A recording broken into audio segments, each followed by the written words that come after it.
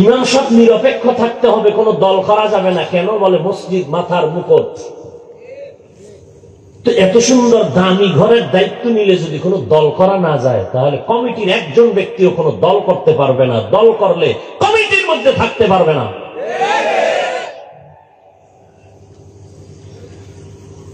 এই জন্য দুর্নীতিবাদ, চোর ডাকাতেরা ইসলাম চায় না, কারণ ওরা জানে ইসলাম আসলে দুর্নীতি বন্ধ, ইসলাম আসলে চাঁদাবাজি বন্ধ। এই জন্য সব ইসলামের দুশ্মনেরা ইসলাম চায় না, কিন্তু বুঝে সঠিক শান্তির পথ ইসলাম ছাড়া আর একটাও নেই। বুঝার পরেও মানে না, মানতে চায়ও না। কেন? হুজুররা যদি আসে সমাজের প্রতিনিধি হইয়া, তাহলে বিপদ। দেখেন না বাংলাদেশে কিছু আলেম আছে চেয়ারম্যান রানিং, কথা বলেন না নাই? খবর নেন ওই আলেমের ইউনিয়নের। বাংলাদেশের মধ্যে ইউনিয়নের মানুষগুলো বেহেশতের বাগানে আছে, খবর নেন। আলেম উম্মতের দায়িত্ব নিলে চুরি হবে না, দুর্নীতি হবে না, মানুষ তার অধিকার ফিরে পাবে। নোয়াখালী লক্ষ্মীপুর হাফিজি হুজুরের জামাতা খালিদ সাইফুল্লাহ দামাত বারাকাতুহু, বুড়া মানুষ, উপজেলা চেয়ারম্যান নির্বাচনে বিজয় হয়েছেন।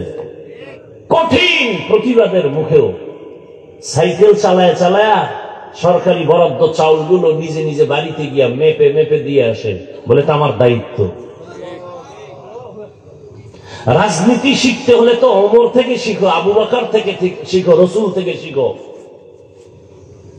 রাষ্ট্র তো নবীজি চালায় দেখাইছেন, রাষ্ট্র কেমনে চালাইলে শান্তি পাবে মানুষ। আবু বকর রাষ্ট্র চালায় দেখাইছেন উম্মতকে শান্তি দিলে কেমনে রাষ্ট্র চালাইতে হয়। ওমর রাষ্ট্র চালায় দেখাই দিয়েছেন শান্তি দিতে হলে কিভাবে রাষ্ট্র চালাইতে হয়। সুলাইমান নবী রাষ্ট্র চালাইছেন, ইউসুফ নবী মিশরকে শাসন করেছেন। আর তুমি এখানে লম্বা মুসরাইখা তেল মাইরা বলো ইসলামের রাজনীতি নাই। না, ইসলামের রাজনীতি নাই। ইউসুফ নবী রাষ্ট্র চালান নাই, সুলাইমান নবী রাষ্ট্র চালান নাই, কোরআন শরীফে ঘটনা নাই। কেন বলো রাজনীতি নাই? হ্যাঁ, তোমার চান্দাবাজি আর ধান্দাবাজি পচা রাজনীতি কোরআনে নেই। ইসলামের রাজনীতি কি? মালিক যেই প্লেটে খাবে গোলাম একই প্লেটে খাবে। ইসলামের রাজনীতি কি? কর্মচারী কাজ করবে, ঘাম ঝরার আগে বেতন দিয়ে দাও। আর ধান্দাবাজি আর চান্দাবাজির রাজনীতি কি? মালিক খাবে 500 টাকা দামের খেজুর, কর্মচারী খাবে পায়ে ফিসা 58 দামের খেজুর। চান্দাবাজি ধান্দাবাজি রাজনীতি কি? কর্মচারীর বেতন দেওয়া হবে না, কাজ করে মিছিল করবি ঢাকার শহরে, পুলিশের বেতের বাড়ি খাইয়া এরপরে বেতন। আমি বানায় বলতেছি,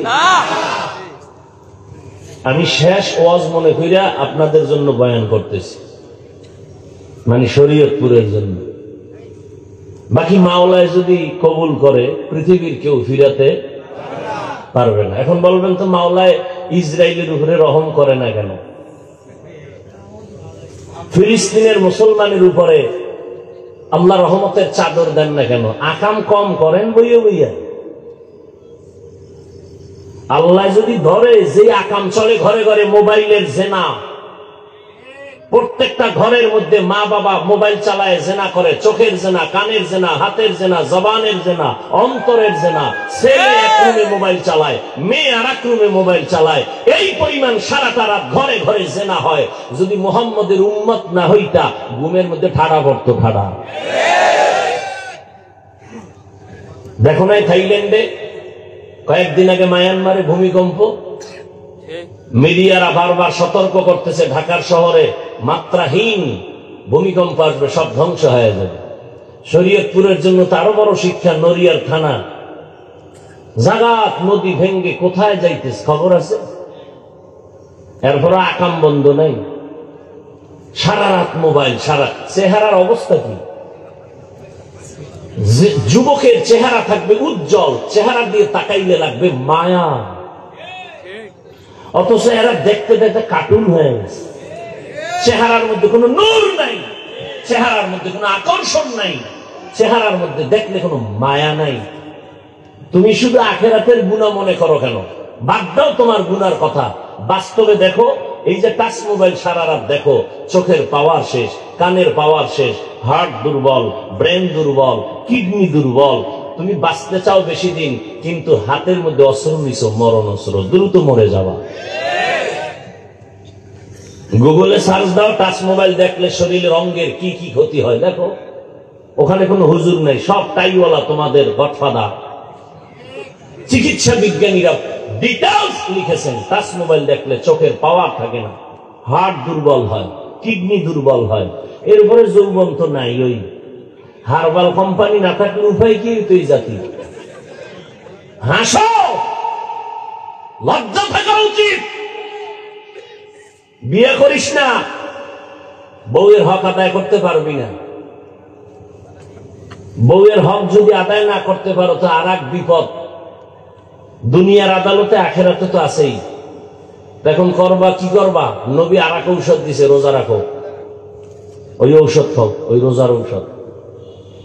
কিছু চোরারা রোজা রাখে না কেন? কয় অসুস্থতা বেড়ে যায়। অথচ দুনিয়ার সমস্ত চিকিৎসা বিজ্ঞানীরা থিওরি মানুষকে সাপ্লাই দিয়েছে কি? সুস্থ থাকার অপরিহার্য এক ঔষধের নাম রোজা।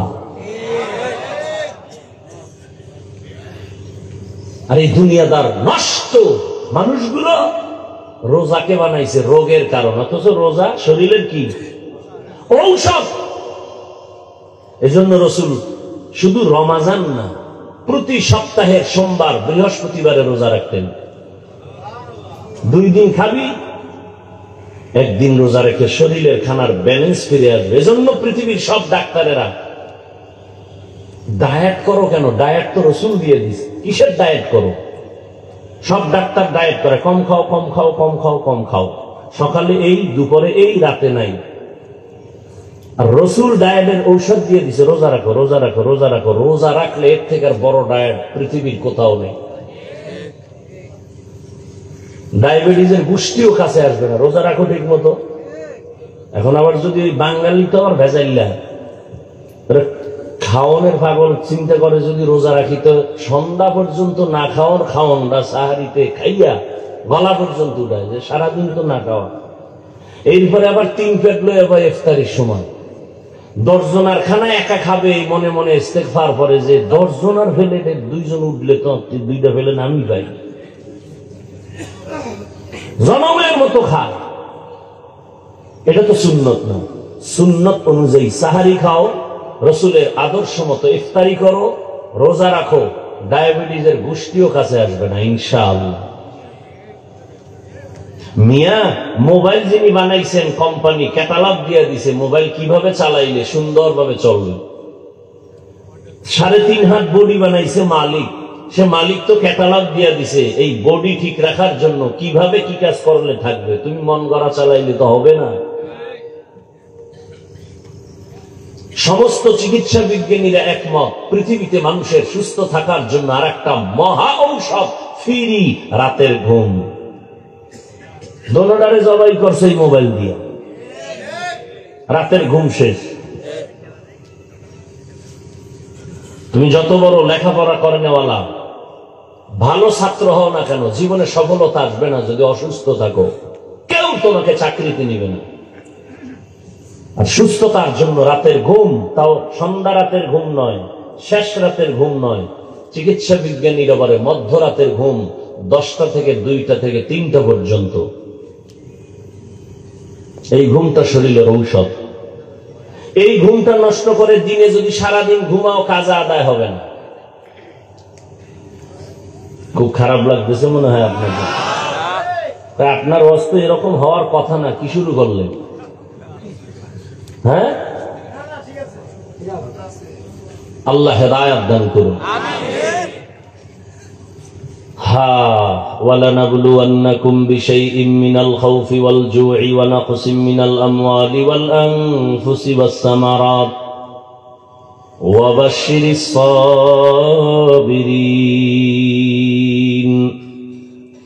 আল্লাহ তাআলা বলেন, আমি দুনিয়ার মানুষ যারা তোমাদেরকে পরীক্ষা করবই করব। ও মুমিন, পরীক্ষা করতে গিয়ে আমি আল্লাহ তোমাকে প্রথমে যেই জিনিস দিয়ে পরীক্ষা করব তার নাম ভয়, দ্বিতীয় আরেকটা জিনিস দিয়ে তোমাকে পরীক্ষা করব ক্ষুধা, তৃতীয় তোমার সম্পদের ঘাটতি, চতুর্থ জানের ঘাটতি, পঞ্চম তোমার ফলের ঘাটতি দিয়া। 5টা জিনিসের দ্বারা আমি তোমাকে পরীক্ষা করব দুনিয়াতে। পাশ করার জন্য একটা মেডিসিন লাগবে, মেডিসিনের নাম হলো ধৈর্য। রহমতের নবী বলেন, মাইয়ুরিদিল্লাহু বিহি খাইরান ইউসিব মিন, আল্লাহ যাকে বেশি মহব্বত করেন, ভালোবাসেন, তাকে মুসিবত দিয়া ধৈর্যের পরীক্ষা নিবেন।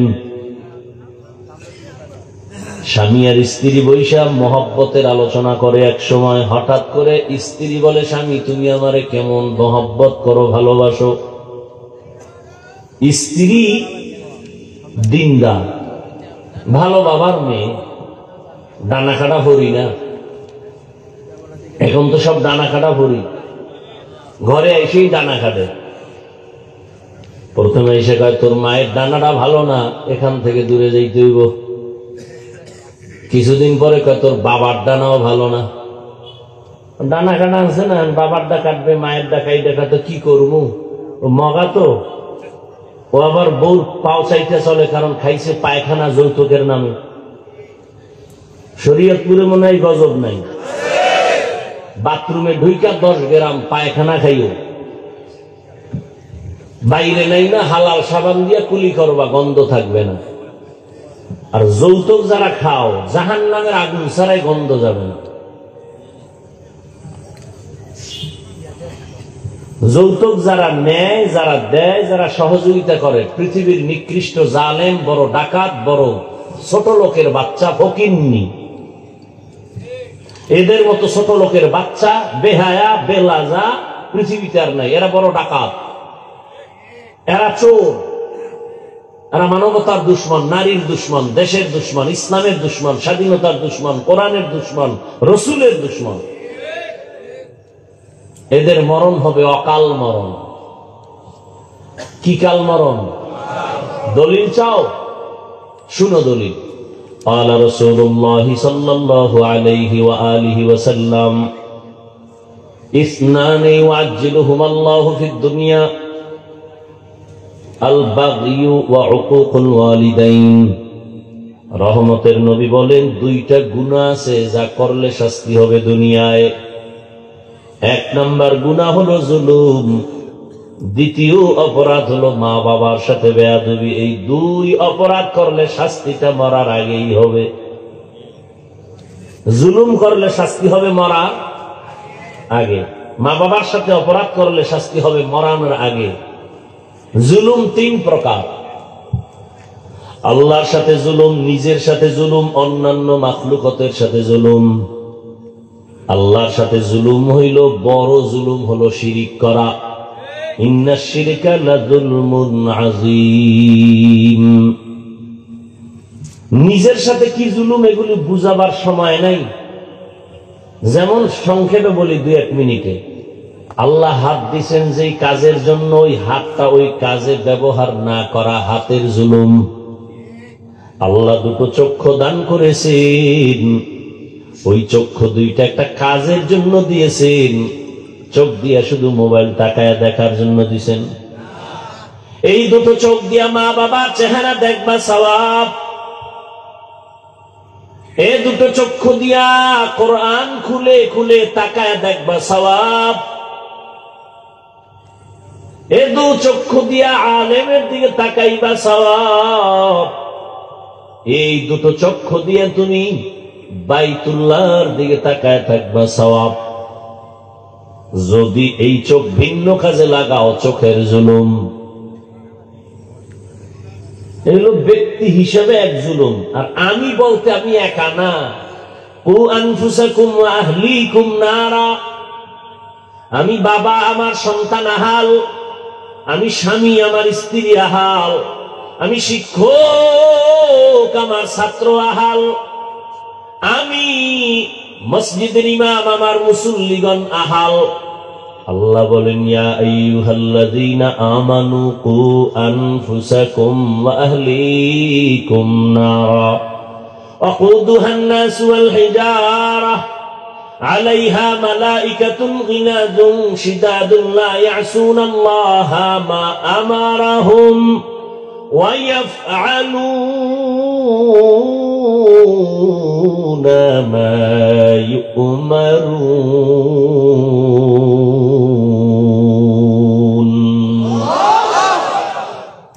আল্লাহ বলেন, হে মুমিন, জাহান্নাম থেকে নিজেকে বাঁচাও, তোমার আহালকে বাঁচাও।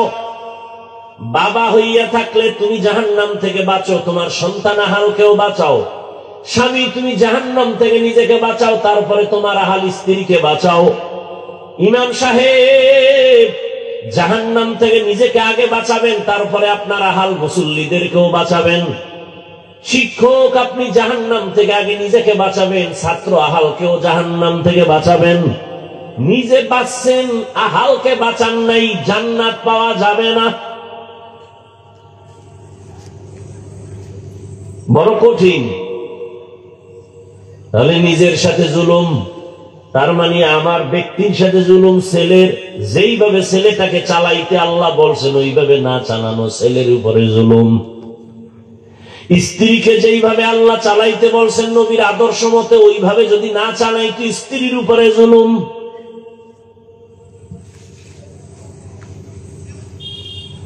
আমি শিক্ষক হিসাবে আমার ছাত্র কিভাবে আমি তালিম দিব, তরবিয়ত দিব, রহমতের নবীর সুন্দর আদর্শ আছে, ওইভাবে যদি আমি না চালাই জুলুম হবে। ছাত্র অন্যায় করছে, একটা ধমকের, খুব খেয়াল করেন, ছাত্র অপরাধ করেছে শুধু একটা ধমক দেওয়ার মতো, বেতের বাড়ি দেওয়া জুলুম।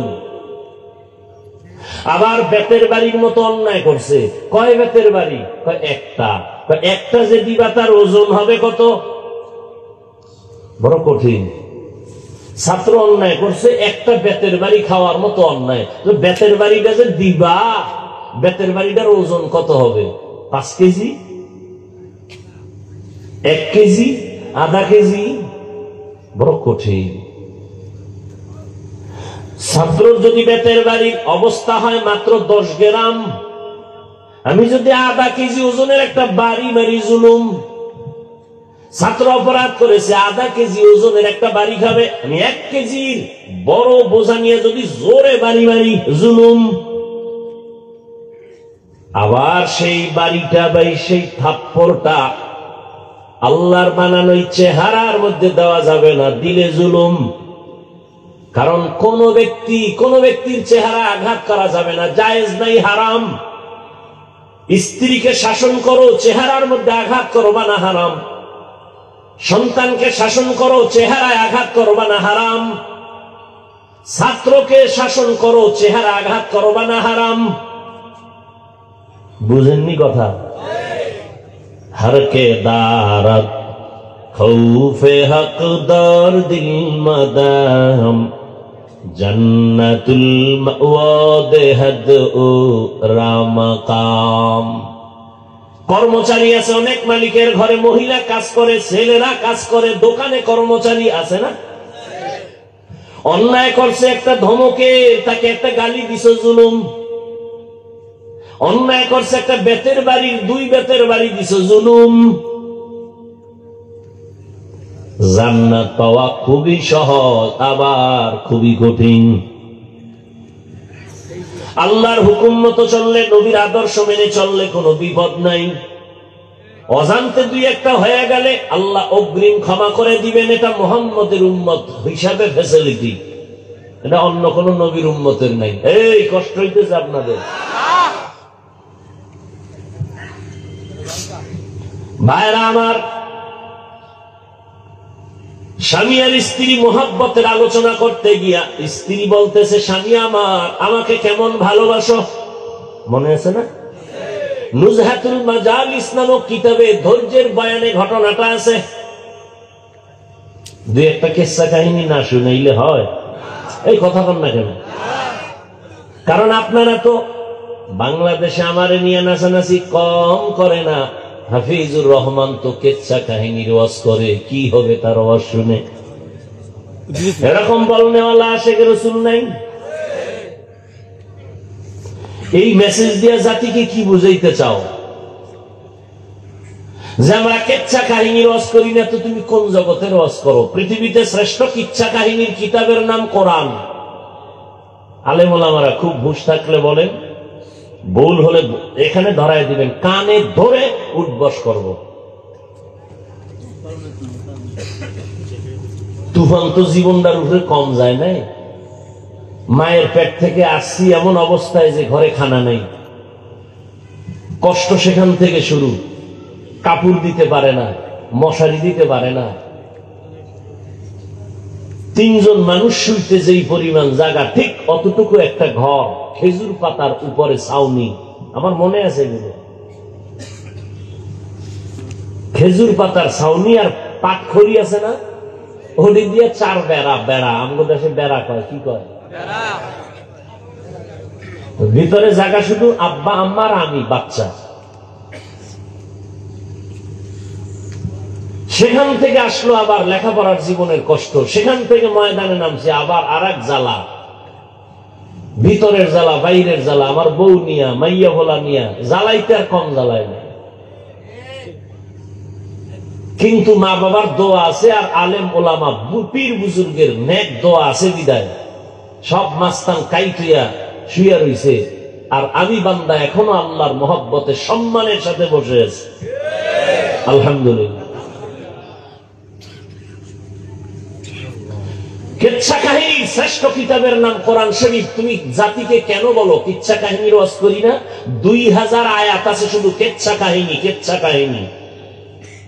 কোরআন শরীফ দাও, আমি ধরে ধরে দেখাই যাই। কয় হাজার আয়াতে আছে কিচ্ছা কাহিনী? তোমার খবর আছে তলার? এবার আলেমরা একটু আমাকে বুঝাই দিবেন, খালি ইশারা দিয়া। কোরআন শরীফে গরুর কিচ্ছা নাই, বাঘের কিচ্ছা নাই, ব্যাঙের কিচ্ছা নাই, মাছির কিচ্ছা নাই, মশার কিচ্ছা নাই, হাতির কিচ্ছা নাই। কেন বলে এই নিমক হারামরা কিচ্ছা কাহিনী বলি না? দ্বিতীয় শ্রেষ্ঠ কিচ্ছা কাহিনীর কিতাবের নাম হাদিস। হ্যাঁ, এখন তোমার একটা প্রশ্ন, যারা অতি চালাক কইব আমরা তো এডি বলি না, তো কি বলছো? ওই যে তোমরা পিরাউলিয়ার কথা কও, বাপ দাদার ঘটনা কও, এডি বলছি। হ্যাঁ, আমরা বাপ দাদার ঘটনা বলি। আমগো বাপ দাদারা এমন যাদের ঘটনা শুনাইলে মানুষ কাঁদে, নামাজি হয়। চরমনায়ের সৈয়দ ইসহাক রাহমাতুল্লাহ আলাইহি, তার পীর উজানির খান ইব্রাহিম, তার পীর ভারতের রশিদ আহমদ গাঙ্গুহি, তার পীর হাজী এমদাদুল্লাহ মুহাজির মক্কি, তার পীর নূর মোহাম্মদ জানদানবী। কে রশিদ আহমদ গাঙ্গুহি জানো? 22 বছর পরে একবার তাকবীর উলা ছুটে গেছে, এমন কাদা কাঁদছেন, সন্তান মরণেও এত কাঁদেন না। আমরা এদের কাহিনী বলি, আমরা তো সোনাবন্দের গান গাই না। তুমগো বাপদাদাটা বলতে পারবা না, কারণ তুমগো বাপদাদার কথা বললেও বলার মতো কিছু নাই, সে আমল নাই, আর জাতীয় সে ঘটনা গ্রহণ করবে না। উজানির কারি ইব্রাহিম কে? সে রশিদ আহমদ গাঙ্গুহির হাতে গড়া সন্তান, নোয়াখালীর সন্তান। নোয়াখালী বাবায় টাকার বালিশ বানায় ঘুমায়, আর ইব্রাহিম টাকার লাথি মেরে চলে গেছে দেওবন্দে। এসে চাঁদপুর জেলার কচুয়া থানায় এসে হিন্দুদের মালিকানার জমিন কিনছে 22 বিঘা, সব জঙ্গল। সাফ করতে গিয়ে ভেতরে দেখে একটা গম্বুজের ভেতরে বাঘ তার বাচ্চাকে দুধ দেয়। কারি ইব্রাহিম কয়, বাঘ বনিয়ে মারছে, তোর গন্তব্যে তুই চলে যা। বলতে দেরি, বাঘ তার বাচ্চাটা কাঁধে নিয়ে কুমিল্লা থেকে লাকসাম রোডে যাইতে লালমাই পাহাড় আছে, সেখানে চলে গেছে। তুমি বলবে এটা কেমনে সম্ভব? আমার মাওলার কুদরতে সম্ভব। তুমি আরো সহজে বুঝতে চাও? হ্যাঁ, বুঝতে চাইলে বুঝানো যায়, কিন্তু যদি পেঁচ লাগাইতে চাও তো তোমাকে বুঝাতে আমি রাজি না, কারণ তোমার কপাল খারাপ। আর কপাল যদি কারো খারাপ হয়, আমি হাফিজুর রহমান কেন, মক্কা মদিনার ইমাম কেন, স্বয়ং রসুলের বয়ানও কপাল খুলে না। এরকম বেঈমান আছে না নাই কপাল ভরা? রসুলের বয়ানও। কে সে রসুল? যার চেহারাটার দিকে একবার তাকাইলেই জাহান্নামের আগুন হারাম। কেমন রহমতের নবী আমার, যেই রহমতের নবীর চেহারার দিকে একবার তাকাইলেই 7 দিনের পেটে ক্ষুধা থাকে না।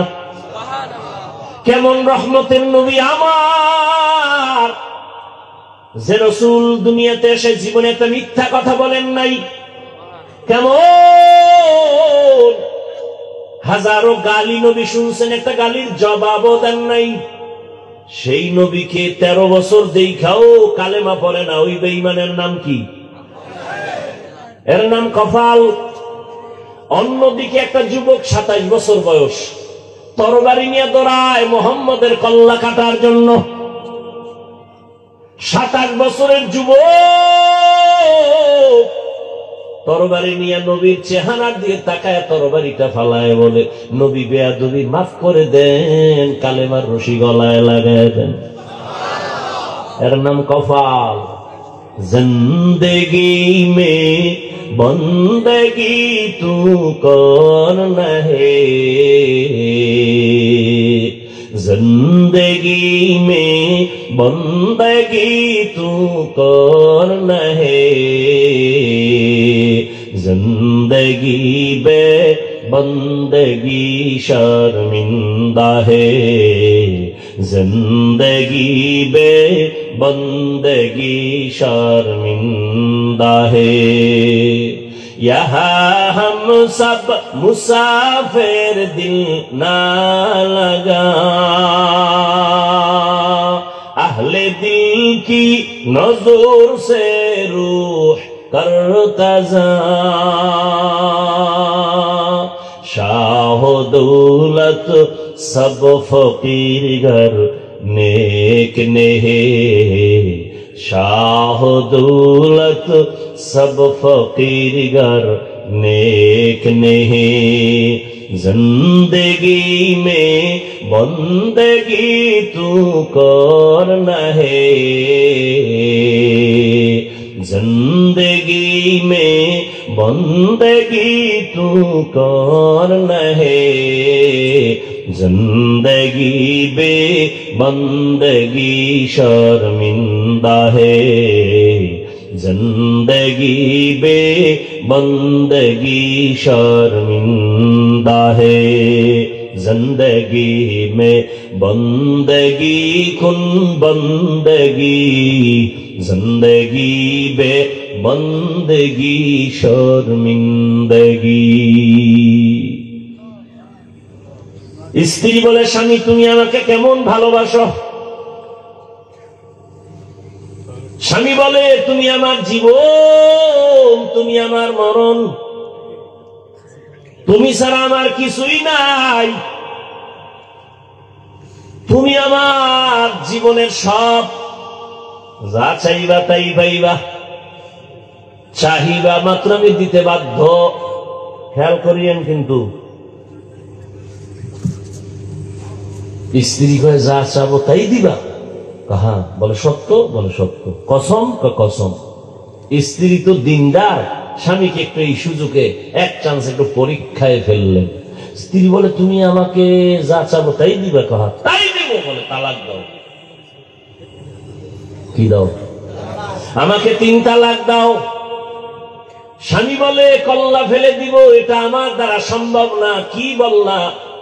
বলে তুমি ওয়াদা করেছো, কসম করেছো, যা চাইবো তাই দিবা, তালাক দাও। বলে এটা কি কোনো কথা? বলে না, ওয়াদা করেছো দিতেই হবে, দাও। মৃদু তর্ক যখন শুরু হয়ে গেল, দুজনের সমাধানের জন্য জমানার নবীর দরবারে রওনা। রাস্তার মাঝে গিয়া স্বামী বেচারা রাস্তায় পড়ে গিয়া পা ভেঙে গেছে, চিৎকার দেয়, কান্না করে, আমাকে বাঁচাও। স্ত্রী হাতটা ধরে বলে, নবীর দরবারে যাওয়ার প্রয়োজন নাই, চলো বাড়ি চলো। বাড়ির মধ্যে গিয়া স্বামীকে বলে, যেই তালাক চাইছিলাম আমি আমার কথাটাকে উড্ড করে নিলাম, বেয়াদবি মাফ করো। স্বামী কয়, চাইলি কেন? চাওয়ার পরে আবার উড্ড করলি কেন? এবার স্ত্রী ডাক দিয়া বলে, তুমি নবীর হাদিস শুনছো না? কি? বলে নবী বলছেন, মাইয়ুরিদিল্লাহু বিহি খাইরান ইউসিব মিন, আল্লাহর নবী বলেন, যাকে আল্লাহ বেশি আদর করেন, ভালোবাসেন, তাকে আল্লাহ মুসিবত দিয়া পরীক্ষা নেন। আমি আমার আব্বা আম্মার ঘর বাড়ি চাইরা তোমার ঘরে সংসার করি, এত বছরে কোনো মুসিবত দেখি না, তোমার মধ্যে কান্নাকাটি নাই। বুঝলাম যেখানে মুসিবত নাই সেখানে আমার মাওলার রহমত নাই, আর যেখানে আল্লাহর রহমত নাই আমিও সেখানে আর থাকতে চাই না। এই নিয়তে তালাক চাইছি, কিন্তু রাস্তার মাঝে হঠাৎ তুমি যখন পড়ে গিয়া পা ভেঙে ফেলেছো, তখন চোখের পানি আসছে, মুসিবত আসছে, ভেবে নিলাম মুসিবত আসছে তো রহমত চলে আসছে। আল্লাহর রহমত যেখানে আছে আমিও সেখানে আছি। হরকে দারাত খৌফে হকদার দিল মাদাম জন্নতুল মাওয়া দেহদ ও রাম কাম জুজবা হকচি যে মখাজ ইনসোজা ফজলে উআ মস্তে দরজুম লাজাহা وَلَنَبْلُوَنَّكُمْ بِشَيْءٍ مِّنَ الْخَوْفِ وَالْجُوعِ وَنَقْصٍ مِّنَ الْأَمْوَالِ وَالْأَنفُسِ وَالثَّمَرَاتِ। পাঁচটা জিনিসের দ্বারা আল্লাহ পরীক্ষা করবেন মুমিনকে, কোন বেঈমানকে না। পরীক্ষা কার জন্য? মুমিন। স্কুল কলেজে আর মাদ্রাসায় যে ভর্তি ফরম নিয়ে ভর্তি হয়, ছাত্র হয়, ক্লাস করে, তার জন্য পরীক্ষা। যে স্কুলের ছাত্র না, ওর জন্য পরীক্ষা নাই। কালেমা পড়িয়া ইমানের ফরম পূরণ করিয়া যারা জান্নাতি স্কুলে ঢুকবে তাদের জন্য পরীক্ষা। যারা মুমিন হবে না, কালেমা পড়বে না, তাদের জন্য কোনো পরীক্ষা নাই। আবার পরীক্ষার কোয়ালিটি একটু আলাদা। ক্লাসের ছাত্র যার ব্রেন যত বেশি ভালো তার প্রশ্নটা একটু কঠিন হয়, যে একটু দুর্বল তার প্রশ্নটা দুর্বল হয়। মুমিনের মধ্যে কালেমাওয়ালাদের যাদের ইমান তাজা তাদের পরীক্ষা কঠিন, আর যাদের ইমান দুর্বল তাদের পরীক্ষাও বড় দুর্বল। সমস্ত মুমিনের মধ্যে তাজা ইমানওয়ালা সমস্ত আম্বিয়া কেরাম, এজন্য তাদের পরীক্ষা অনেক কঠিন। আদম আলাইহিস সালামের পরীক্ষা কত কঠিন, এক একটা যদি শুধু বলতে থাকি শেষ হয়ে যাবে, রাত পার হয়ে যাবে। জান্নাতের মধ্যে আদমকে বানাইয়া আল্লাহ ঘুম পাড়ায় দিলেন, জান্নাতি বিছানা আরামের ঘুম। আদম তো এমন ঘুম দিছে, আল্লাহ তার আদমের পৃষ্ঠ থেকে কুদরতের হাত লাগায় একটু কিছু নিয়া আম্মাজান হাওয়া আলাইহিস সালামকে বানাইয়া জান্নাতের মধ্যে পোশাক পরায় একটু দূরে বসায় রাখছেন। আদম নবী সেখানে সজাগ হইয়া হঠাৎ করে অপরিচিত অবলা সুন্দরী রূপসীর দিকে তাকায়, চেহারাটা দেখে বড় ভালো লাগে, ভালো মনের আকর্ষণ হচ্ছে বারবার। আল্লাহ কয় ফেরেশতারা বলো, আকর্ষণ যদি হয় একটু লাইন করে যেতে হবে, বেলাইনে যাওয়া যাবে না। বলে কেমনে? কয় বিবাহের খুতবা হবে, তোমরা ফেরেশতারা সাক্ষী থাকবা, আর ওই মহিলার কাছে যাওয়ার জন্য মহিলার কিছু হক আছে, আগে দেওয়া লাগবে মোহর। খুতবা হয়ে গেল, ফেরেশতা সাক্ষী, মোহর দেবে কি দিয়া? আল্লাহ কয় 4 বার কি 11 বার আমার মুহাম্মদের নামে দরুদ পড়, মোহর আদায় হয়ে যাবে। ভাইরা আমার, এবার স্বামী আর স্ত্রী দুজন চলছে জান্নাতের বাড়ি। আল্লাহ কাইয়া আদম উসকুন আনতা ওয়া যাওজুকাল জান্নাহ ওয়া কুলা মিনহা রাগাদান হাইসু শি'তুমা ওয়া লা তাকরাবা হাযিহিশ শাজারাতা ফাতাকুনা মিনাজ যালিমিন।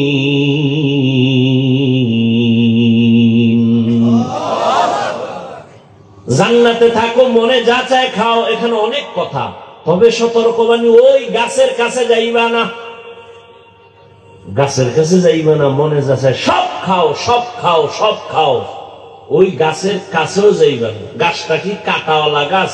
কয় না। বিষ? কয় না। তো যাবা না কেন? গাছের ফলটা খুব মজাদার। তো নিষেধ করলেন কেন আমার আল্লাহ? আসলে ওই গাছটাকে নিষেধ করার মানি আদমকে ওখানে না যাওয়া উদ্দেশ্য না। উদ্দেশ্য হলো কিয়ামত পর্যন্ত আনেওয়ালা উম্মতের জন্য একটা বিধান কায়েম করা। কি বিধান? মুখ আছে খাওয়ার জন্য, খানাও সামনে, ক্ষুধাও আছে পেটে, পাইলেই খাস না, রেস্ট্রিকশন দেওয়া আছে, সীমাবদ্ধতা আছে। খবরদার, আমি আল্লাহ যেই খানা তোর জন্য হালাল করেছি তাই খাবি, যেটা হালাল না তা খাবি না। বাংলাদেশে কাদিয়ানিকে কোনো মুসলমান পছন্দ করে না, তো কাদিয়ানির পণ্য ঘরের মধ্যে বোঝাই। ইসরায়েলের বিরুদ্ধে সব মুমিনরা রাস্তায় নেমে গেছে, কিন্তু তার পণ্য ঘরে ঘরে, দোকানে দোকানে যেই জিনিস খাওয়া হারাম তার ব্যবসাও হারাম। মদ পান করা হারাম, মদের ব্যবসা করা হারাম। বিড়ি পান করা হারাম, তো বিড়ি ব্যবসা করা হারাম। খুব সাবধান, যেই জিনিস ব্যবহার করা হারাম এটার ব্যবসাও হারাম।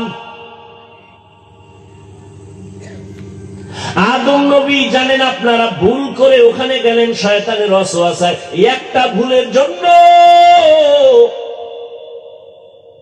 300 বছর পর্যন্ত আদম নবী কান্না করেছেন। একটা ভুল, কেমন ভুল?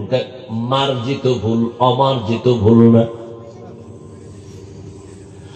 আদম আলাইহিস সালাম 300 বছরের উপরে কাঁদছেন, জাবালে রহমতের উপর ওইটা দোয়া করছেন, রব্বানা যালামনা আনফুসানা ওয়া ইল্লাম তাগফির লানা ওয়া তারহামনা লানাকুনান্না মিনাল খাসিরিন। আদম আলাইহিস সালামকে আল্লাহ মাফ করেছেন। আদম নবীকে আল্লাহ কি করে দিয়েছেন? এখানে অনেক কথা ভাই, আপনাদের মনে হয় বিরক্ত মনে হইতেছে আমার কাছে। হ্যাঁ, এই উঠা বসা কেন? এইগুলি আমি মোটেই পছন্দ করি না। আপনারা কষ্ট করে আমাকে দাওয়াত দিয়ে আনছেন আমার সাথে চালাকি করার জন্য, তো 2-1 ঘন্টা বসলে কি আপনাদের কঠিন ক্ষতি হয়ে যাবে? আচ্ছা, বসার ব্যায়াম যদি দীর্ঘ টাইম না থাকে, বসতে না পারেন, এই ব্যায়াম থাকলে ঢুকছেন কেন? আপনারা জোর করে কেউ ঢুকেছে? ঢুকছেনই যেহেতু, উঠা বসা করে ডিস্টার্ব করেন কেন? নাটকের মতো মনে চাইলে বসলেন, মনে চাইলে উঠে গেলেন। আপনার খবর নেই প্যান্ডেলটার দাম কত, এই ময়দানের দাম আপনার খবরই নেই। মুসলমান দাবি করেন শুধু ঘুমে ঘুমে। এই প্যান্ডেলটার দাম কত? রসুল বলেন বসা মাত্র সব জীবনের গুনাহ মাফ। শুধু প্যান্ডেলের এই মজলিসটার দাম নিয়ে আলোচনা করলে আরো 20 মিনিট যাবে। এই মজলিসটার দাম কত?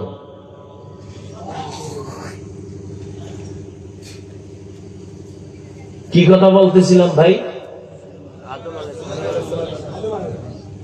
আদম আলাইহিস সালাম ভুল করছেন, অমার্জিত না মার্জিত? মার্জিত ভুল মানি সে নিজে মনে করেছে ভুল, কিন্তু আল্লাহর আদালতে কিনা ভুল না। এই ভুল কি ভুল? যেমন আমরা রোজার মাসে অনেকে দেখবেন যারা নতুন রোজাদার, ভুলে অনেকে রোজা রেখে ঘুম থেকে উঠা, ঘেরান্না মানুষ তো পান্তা না খাইলে কলিজা ঠান্ডা হয় না। ও যে নতুন রোজাদার তো টের হয় না, ঘুমের তুইটা নিজে নিজে লইয়া কাঁচামরিচ 3 প্লেট পান্তা নাই, পানির 1 গ্লাস খাইতে গিয়া মুখে দিয়ে হঠাৎ করে জিহ্বায় কামড় দিছে। আমি না রোজাদার, ওদের 3 প্লেট শেষ।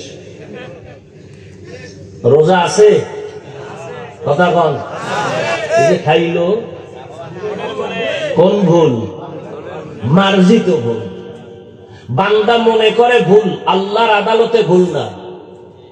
ঠিক আদম নবীর ভুলটা এমনই, কিন্তু এরপরও 300 বছর কাঁদলেন এক ভুলে, জাবালে রহমতে উঠলেন, দোয়া করলেন, কিন্তু এখনো অন্তর সাফ হয় নাই আদম নবীর। কিয়ামতের দিনও সহিহ হাদিস, আদম নবী কাঁদবেন, নূহ নবী কাঁদবেন, ইব্রাহিম নবী কাঁদবেন, ঈসা নবী কাঁদবেন, মুসা নবী কান্না করবেন হাশরের ময়দানে। উম্মতেরা বলবেন, হে আদম, একটু সুপারিশ করেন জান্নাতে যাওয়ার জন্য, সূর্যের গরম সহ্য করতে পারি না। আদম বলবে, যাও, আমি আল্লাহর কাছে কিভাবে সুপারিশ করব? নিষিদ্ধ গাছের কাছে যায় তো একটা ভেজাল লাগাইছি, না জানি আমার আজ কি উপায় হয়। আমি আমার চিন্তায় আছি, আমি করার জন্য সুপারিশ করতে পারবো না। 300 বছর কাইন্দাও কিয়ামতের হালাত যদি এমন হয়, তো চিন্তা করেন কিসের পেছনে দৌড়ান। وَلَنَبْلُوَنَّكُمْ بِشَيْءٍ مِّنَ الْخَوْفِ وَالْجُوعِ وَنَقْصٍ مِّنَ الْأَمْوَالِ وَالْأَنفُسِ وَالثَّمَرَاتِ। মুমিনের জন্য দুনিয়াটা পরীক্ষার হল। পরীক্ষার হলের মধ্যে ঢোকার পরে কেউ প্রশ্নের উত্তর সঠিক লেখে, কেউ বেঠিক লেখে, কোনো বাধা দেওয়া হয় না, সবার জন্য সমান সময় দেওয়া হয়। কেন? পরীক্ষার হল স্বাধীনতার জায়গা, বাধা দেওয়ার নিয়ম নেই। প্রশ্নের উত্তর যে উল্টা পাল্টা লেখে তাকেও যেমন বাধা দেয় না, যে সঠিক লেখে তাকেও কেউ বাহবা দেয় না। কারণ এখানে বাধা দেওয়া যাবে না, উৎসাহ দেওয়া যাবে না। ফলাফলের বেলায় বের হয়ে যাবে কে পুরস্কার পাবে, কে তিরস্কার পাবে। দুনিয়াটা পরীক্ষার হল, স্বাধীন। মসজিদের দরজা খোলা, মন্দিরের দরজা খোলা, কোন দিকে তুমি ঢুকবা তোমার পরীক্ষা চলতেছে। তুমি মন্দিরেও যদি ঢুইকা শুনতে চাইয়া বলো ভগবান কও, আমরা আল্লাহ কই, কথা তো একই। আল্লাহ তোমারে ধইরা ফেলবে না। মসজিদে গিয়ে যদি আল্লাহর কাছে গুনাহ মাফ চাও, আল্লাহ তোমাকে বাধাও দিবে না। কেন? পরীক্ষার হল। তুমি গুনাহ করলেও আল্লাহ ধরবেন না। তুমি যদি বান্দা অন্যায় না করিয়া আল্লাহর হুকুম মানো, তোমাকে আল্লাহ পাক আসমান বরাবর সম্মান দিবেন, তাও না। হ্যাঁ, অন্যায়টা যদি একটু সীমার বাইরে যাও তো ধরে ফেলবেন। যেমন পরীক্ষার হলের মধ্যে ছেলে মেয়ে প্রশ্নপত্রের জবাব লিখতেছে পেপারে, লিখতে লিখতে কেউ বাধা দেয় না, উল্টো পাল্টা লেখে। কেউ বাধা দিবে? দেয় না। হঠাৎ করে ম্যাজিস্ট্রেটের নজরে পড়ছে জুতার ভিতরে বইয়ের ফিরিস্তা বের করে করে নকল করে। এবার ধরবেনি? সীমা লঙ্ঘন করছে, এখন আর ছাড়া নাই। ঠিক দুনিয়াতে তুমি পরীক্ষার হলে নামাজ না পড়লে তোমাকে আল্লাহ ধরবেন না। নামাজে ঢুকছো, আল্লাহ তোমাকে বাধাও দিবেন না। তুমি যদি ক্যাপ লাগাও, তোমাকে আল্লাহ পাক বাধা দিবেন না। তুমি যদি টুপি লাগাও, মুসলমানের নিষেধ নাই। তুমি দাড়ি কাটো, আল্লাহ তোমাকে বাধা দিবেন না। যদি তুমি দাড়ি লম্বা করো, তোমাকে নিষেধ করবেন না। পরীক্ষার হল। কিন্তু যদি অন্যায়ের একটা সীমার বাইরে গিয়ে যদি আমার আল্লাহরে গালি দাও, কোরআনের বিরোধিতা করো, ইসলামের বিরুদ্ধে মারাত্মক কোন অন্যায় করে ফেলো, মরার আগেই আমার আল্লাহ তোমাকে ধরে ফেলবেন। মরার আগেই ধরে ফেলবেন। একটু আগে না হাদিস বলছি, দুইটা অন্যায় করলে শাস্তি মরণের আগে। একটার নাম জুলুম, আর একটার নাম মা বাবার সাথে বেয়াদবি।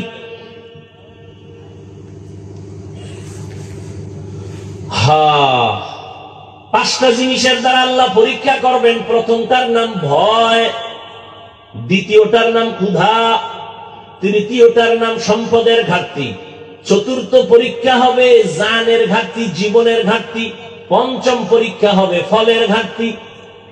চার মাযহাবের চার ইমামের এক ইমাম হলেন ইমাম শাফিঈ রাহমাতুল্লাহি আলাইহি।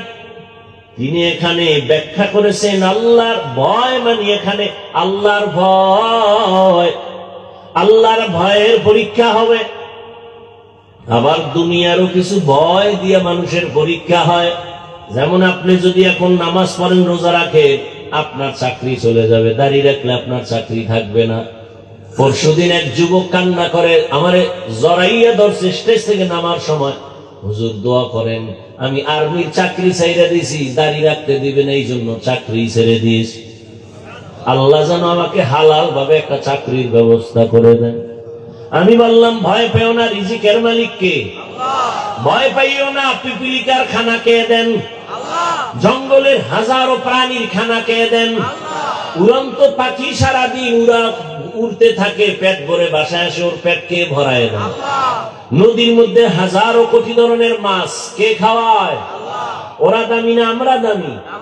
আল্লাহ যদি ওদেরকে জায়গা মতো রিজিক দিতে পারে, আল্লাহর প্রিয় তো আমরা, আল্লাহ আমাদের দিবেন না কেন?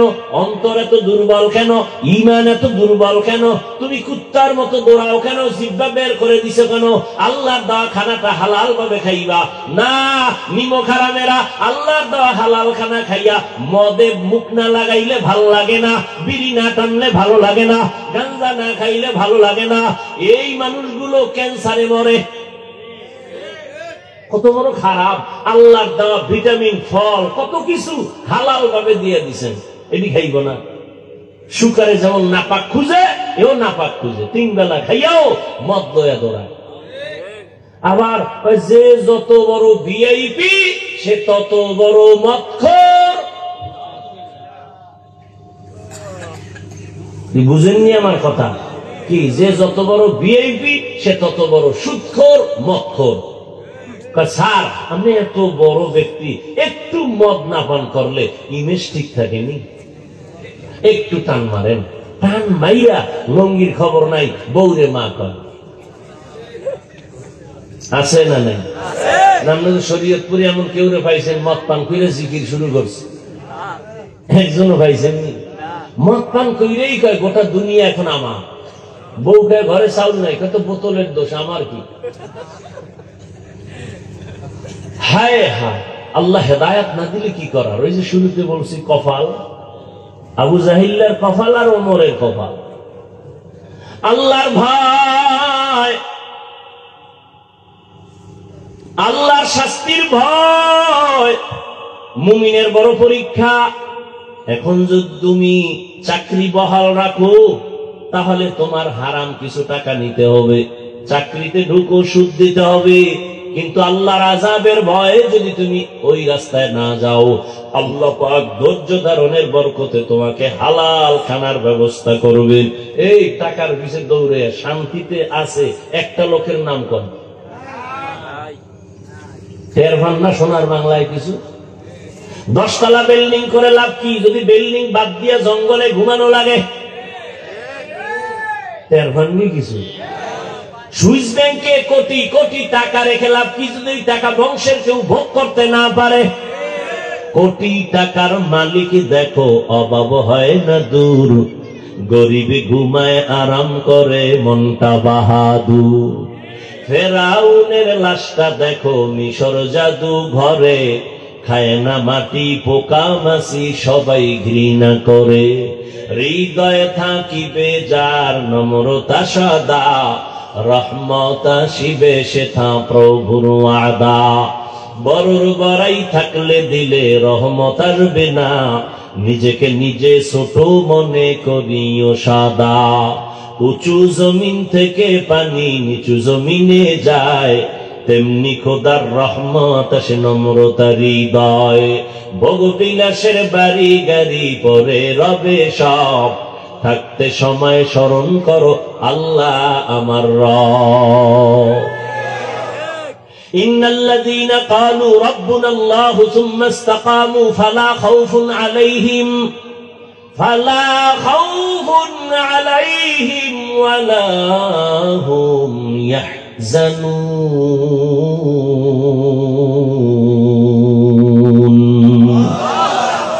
যেই বান্দা বলে আমার রবকে, সুম্মা ইসতাকামু, এবং রবের কথার উপরে নিজে মজবুত থাকে, আল্লাহ বলেন ফালা খাউফুন ফিল আখিরা ওয়ালা হুম ইয়াহজানুনা ফিদ দুনিয়া, দুনিয়ায় কোনো পেরেশানি নাই, আখিরাতে ভয় নাই। আমি কুদরতের দ্বারা তোকে বিনা হিসাবে জান্নাত দিয়া দিব।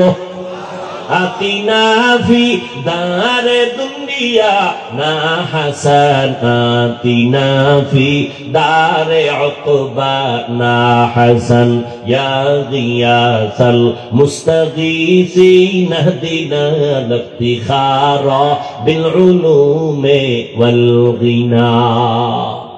আরেকটু সামনে আগাবো? 5 পরীক্ষার প্রথমটা কি? কার ভয়? আল্লাহর ভয়।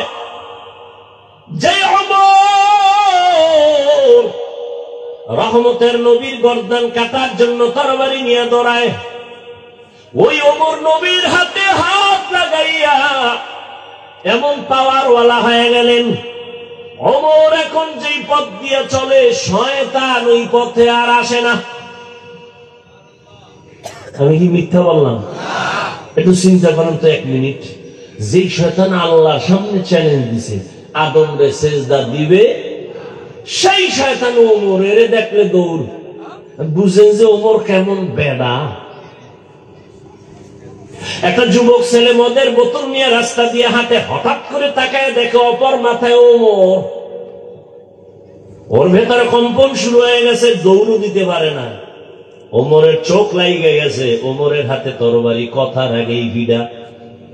যুবক মদের বোতল ফালাইয়াও দিতে পারে না, বগলের নিচে মদের বোতলটা নিয়ে আসমানে তাকায় কয়, হে মালিক দয়া করে মাফ করে দাও, জীবনে মরে গেল মদ পান করুন না, ওমরের হাত থেকে আমারে বাঁচাও, আমার আর মদের শখ মিটে গেছে। খোদা ওমরে যদি আয়, ও কথার আগে তরবারি ওর হাতেই থাকে, উপায় নাই, তুমি বাঁচাও, জীবনে মদ খামো না, মরে গেল। ওমর সামনে এসে কয়, তোর বোতল দে, যেখানে বাঘের ভয়। যুবক কাঁদতেছে, মদের বোতল দেয় না। ওমর কয়, ভয় পাইস না, বোতলটা দে, গোপন করে লাভ কি। যুবক ভয় ভয় যখন ওমরের হাতে বোতলটা দিয়ে দিল, ওমর বোতলটা দিয়ে তাকায় দেখে এক ফোঁটা মদও নাই, পুরা বোতলটায় সাদা দুধে ভরা। হরকেদার খৌফে হকদার দিল মদম জন্নতুল মাওয়াদ হদ ও রামকা। কেমন ওমর দিনের বেলা মানুষের বিচার আচার করেন, রাতের বেলা মানুষের বাড়ি বাড়ি ঘুরে ঘুরে খবর নেয় কার কি হালাত। এর নাম রাজনীতি। ওমর ঘুরে ঘুরে দেখে একটা বাগানের ভেতরে বাতির আলো, ওমর একা, কোন বডিগার্ড, সিকিউরিটি গার্ড। রোমের বাদশা কয়, উমরের নাম শুনলে তোমরা যে লাভ দাও, বেটাটা কে? মদিনার গভর্নর। পাওয়ার কেমন? বডিগার্ড কতজন থাকে একটু খবর নাও তো। গোয়েন্দা বিভাগের লোকেরা খবর নিয়ে কয়, স্রেফ একা একা চলে, বন্দুক আছে নিকো, কিচ্ছু নেই। তাই মারো না কেন? মেরে ফেলো,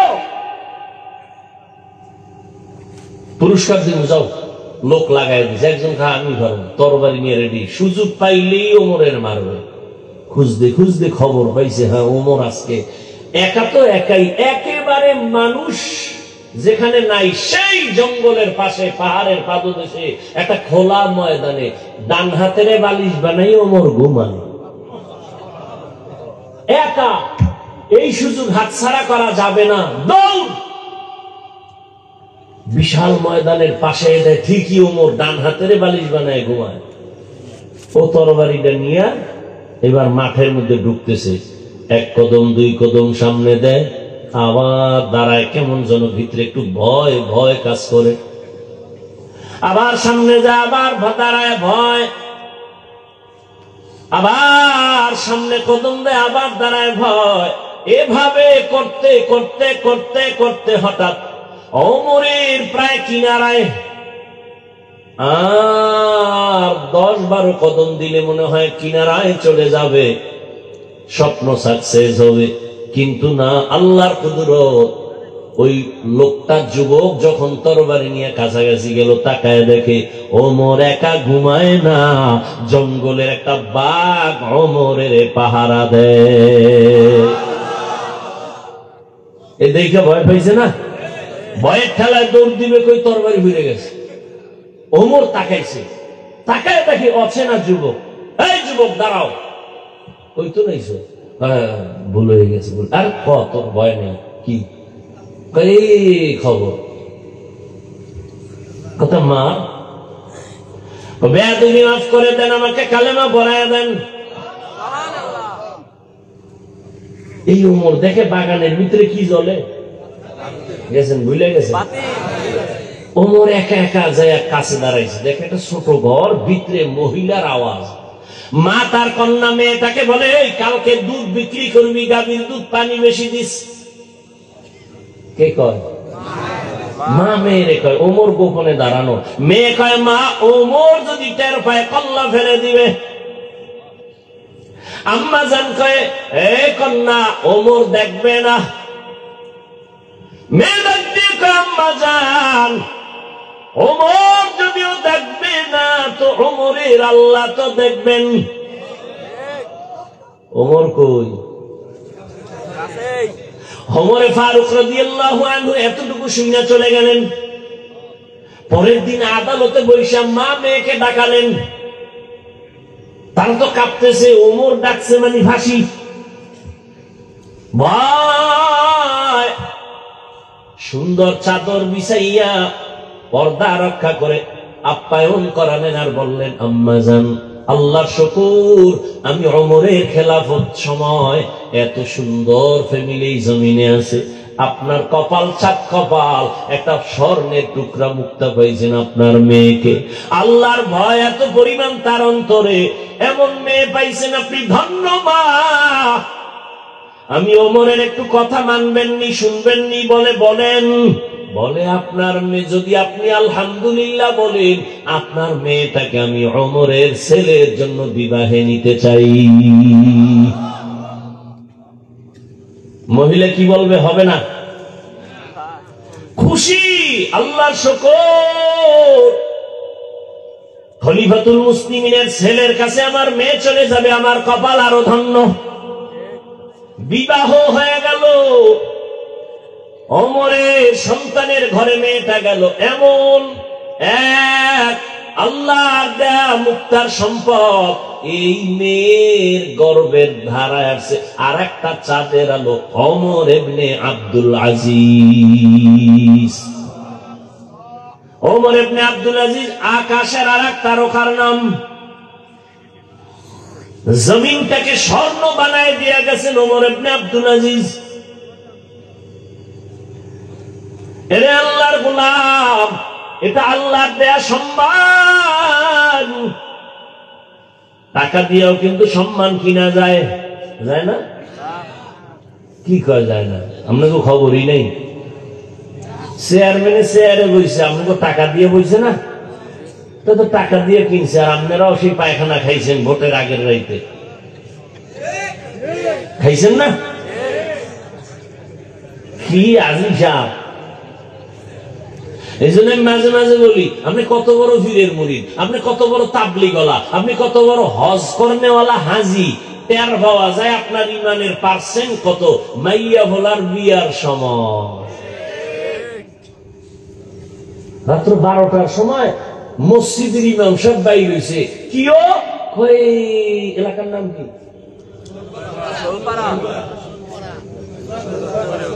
ও আল্লাহ, এই তো কইতে মুখস্থ করা লাগবে আগে। যাই ইমাম সাহেব বাইরে, ধুম ধুম কি ভূমিকম্প হইল নি? পাশে হাজী সাহেবের বাড়ি। কেউ হাজী সাহেব, আওয়াজ হয় কি? ঘুম পারতেছি না, জমিন কাঁপতেছে। কেন হুজুর, আপনি দাওয়াত পান নাই? কি? আমার ছাদে তো মাইয়ার বিয়ার, গায়ে হলুদ চলে। আসেনি? গায়ে হলুদ হারাম, গায়ে হলুদ আপনি মানবেন না। এই জন্য কি কোরআন হাদিস উল্টা হয়ে যাবে? আপনি না মানলে আল্লাহর কিছু আয় যায়, রসুলের কিছু আয় যায়? গায়ে হলুদ হারাম, এই লাইনে ঢুকলে আবার যাইবে সব শেষ। বিয়ে শাদী নাই। হায় হায় হায়। আর যৌতুক কি? যেমন তেমন যৌতুক। মাইয়া নু আগে বিদেশ যাওয়ার ভিসা দিবিনি। একটার একদিন ধরে কইছিলাম, এই তুই যে বিদেশ যাওয়ার ভিসা চাইলি হরু বাড়িতে, তুই কি একা যাবি না বউ লয়ে যাবি? না না না, সিঙ্গেল। ডবলের এখন সময়। তো বউ কি করবি? রেখে যাবো। পাহারা দিবে কে? আমার ছোট ভাই। হ্যাঁ, সে মনে হয় যেন আমি বানায় আসমান থেকে কইছি। এ আকাম চলেনি। ঘুমের মধ্যে ঠাডা পড়তো, শুধু মোহাম্মদের উম্মত হওয়ার কারণে আল্লাহ দেয় না।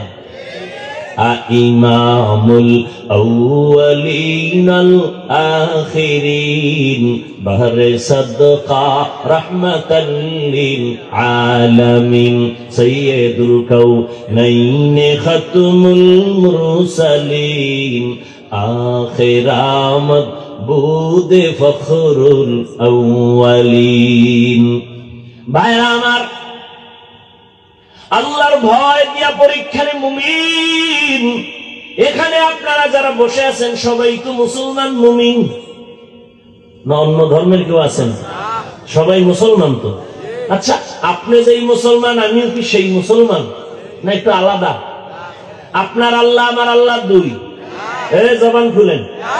আপনাদের আল্লাহ আমার আল্লাহ, আমার নবী আপনাদের নবী, আপনাদের কোরআন আমার কোরআন, আপনাদের কাবা আমার কাবা, আপনাদের ধর্ম আমার ধর্ম, আপনাদের কালেমা আমার কালেমা, আপনাদের দুনিয়াতে আসা আমার আসা সিস্টেম।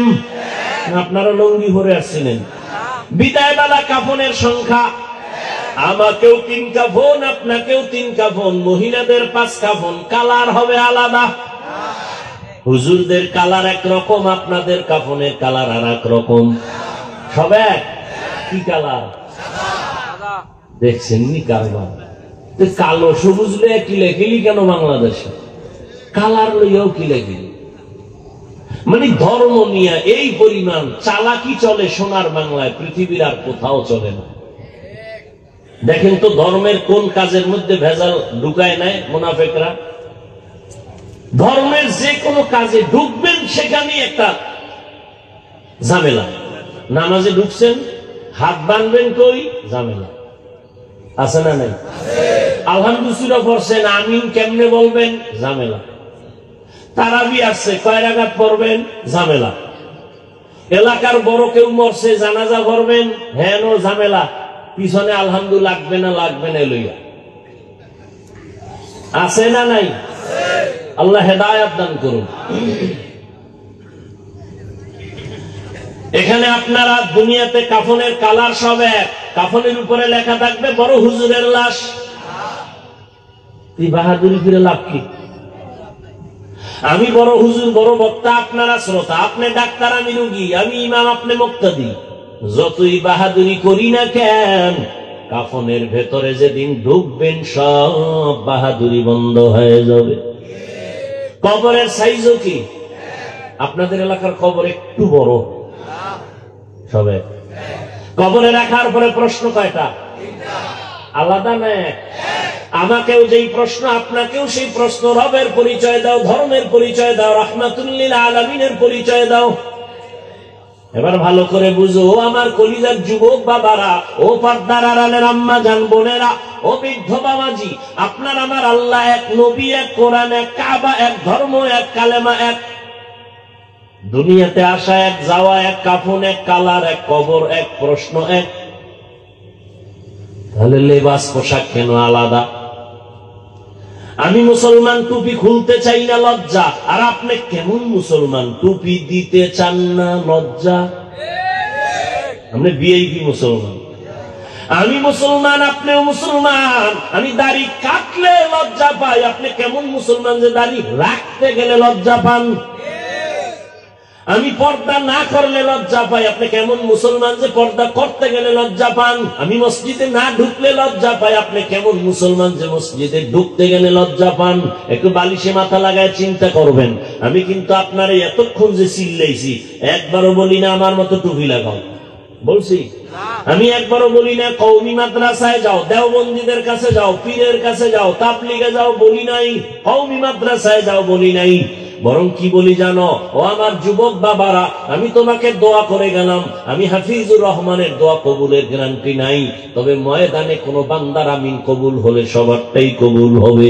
ও যুবক বাবা, আমি তোমাকে এতক্ষণ যত কথা শুনাইলাম, একবার আমি তোমার বিরুদ্ধে বলি নাই মাদ্রাসায় যাও। আমি হুজুর বানাইতে একজনকে এখানে আসি নাই, আমি আসছি রসুলের আদর্শ মাইনা চলো। তুমি স্কুলে পড়ো, কলেজে পড়ো, চাকরি করো, ব্যবসা করো, ডাক্তার হও, ইঞ্জিনিয়ার হও, প্রফেসর হও, কোনো বাধা নাই। তবে এক জায়গায় আমার দাবি, তুমি ডাক্তার হও, ইঞ্জিনিয়ার হও, প্রফেসর হও, সাংবাদিক হও, কিন্তু দাবি আমার একটা, বেয়াদব হইও না রে বাবা। বলবা হাফিজ ভাই বেয়াদব হব না, তার ব্যাখ্যা কি? 3 জায়গায় বেয়াদবি করবি না তো মরার আগে তুই পঙ্গু হয়ে যাবি। মা বাবার সাথে বেয়াদবি করবি না, শিক্ষকের সাথে বেয়াদবি করবি না রে যুবক, কোনদিন আলেম ওলামা মুরব্বির সাথে বেয়াদবি করবি না, করলেই তুই মরার আগেই পঙ্গু হয়ে যাবি। ডাক্তার হও আলহামদুলিল্লাহ, তবে বেয়াদব হইও না। যদি বেয়াদব মার্কা ডাক্তার হও, তাসলিমার মতো জুতা খাইয়া দেশ ছাড়া লাগবে। তাসলিমাও কিন্তু এমবিবিএস ডাক্তার, বেয়াদবি করার কারণে জুতার বাড়ি খায় পালাইল।